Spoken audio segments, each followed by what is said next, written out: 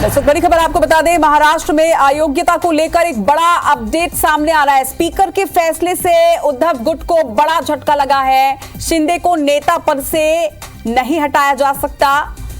असली पार्टी पर उद्धव की दलील खारिज कर दी गई। खारिज है ये स्पीकर का कहना, शिंदे गुट ही असली शिवसेना है। तो देखिए, शिंदे गुट को ही असली शिवसेना बताया गया। एकनाथ शिंदे को हटाने का अधिकार नहीं, ये स्पीकर का कहना है। उद्धव को अधिकार इसका नहीं है। शिवसेना के किसी भी सदस्य को हटाने का अधिकार उद्धव को नहीं है। शिवसेना प्रमुख को हटाने का अधिकार नहीं। 2018 का नेतृत्व संवैधानिक नहीं था, यह भी उन्होंने अपने फैसले में कहा है। शिंदे को हटाने का फैसला कार्यकारिणी को होना चाहिए। तो एक बड़ी बात, बड़ा अपडेट यहां पर सामने आ रहा है। महाराष्ट्र में अयोग्यता को लेकर एक बड़ा अपडेट आपको बता रहे हैं। एक बड़ा अपडेट यहां पर महाराष्ट्र से जुड़ा हुआ आ रहा है। महाराष्ट्र की राजनीति में देखिए किस तरह से हलचल हुई थी, ये सभी को पता है। जिसके बाद असली शिवसेना कौन है, उद्धव ठाकरे की या फिर एकनाथ शिंदे की, इस पर काफी ज्यादा अटकलें थी, काफी ज्यादा इस पर हंगामा हुआ था। लेकिन अब उद्धव गुट को एक बड़ा झटका यहां पर लगा है। साफ तौर पे कहा है स्पीकर ने कि शिंदे को नेता पद से नहीं हटाया जा सकता। तो उद्धव गुट को एक बड़ा झटका यहां पर लगता हुआ।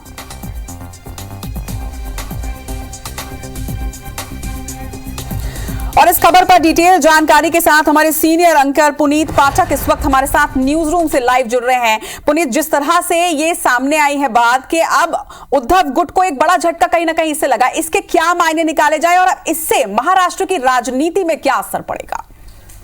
रचना, ये केवल महाराष्ट्र की राजनीति का नहीं बल्कि देश में राजनीति में भी एक ऐतिहासिक मामला है। एक ऐसा मामला जिसमें मुख्यमंत्री का बदलना ही हमने नहीं देखा, सरकार का तख्ता पलट ही नहीं देखा, बल्कि पूरी की पूरी पार्टी चुरा ली गई। एक पक्ष का आरोप था एकनाथ शिंदे वाली शिवसेना असल शिवसेना है या फिर जो पुरानी उद्धव ठाकरे की शिवसेना थी वो असल शिवसेना है। इस पर स्पीकर ने अपना फैसला सुनाना शुरू किया है। इसके फैसलों की सबसे बड़ी बात यह कि 1200 पन्नों का यह फैसला जब स्पीकर ने पढ़ना शुरू किया तो इसमें सुप्रीम कोर्ट के जजमेंट से लेकर दोनों पक्षों की दलीलें और इन दलीलों को किस आधार पर खारिज किया यह बताया गया। बड़े इस वक्त के पॉइंट ये हैं कि सरकार को, एकनाथ शिंदे को और एकनाथ शिंदे की शिवसेना को एक तरह से मान्यता यह फैसला प्रदान करता दिखाई पड़ रहा है।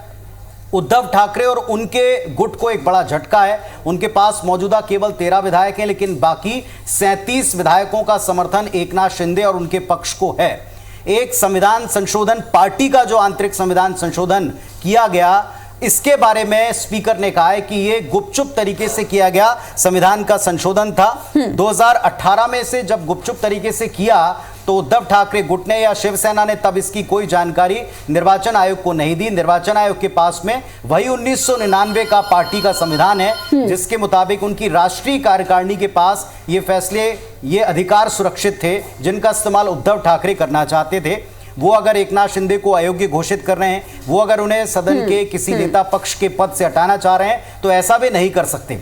तो एक बड़ा झटका उद्धव ठाकरे को, उनके गुट को लगता हुआ नजर आ रहा है। और अब ये बात तय है कि जो 5 से 6 बिंदुओं पर एक फैसला होना था कि शिवसेना असल कौन सी है, तो ये क्लियर हो चला है कि शिवसेना वही है जहां उनके सदस्य, उनकी कार्यकारिणी के लोगों का बहुमत है और ये फिलहाल एकनाथ शिंदे के पास में है। ये फैसला अभी भी पढ़ा जा रहा है। 1200 पन्नों का फैसला है। सारा देश इसे महाराष्ट्र के साथ सुन भी रहा है और समझने की कोशिश कर रहा है कि दरअसल इसका असर क्या पड़ेगा।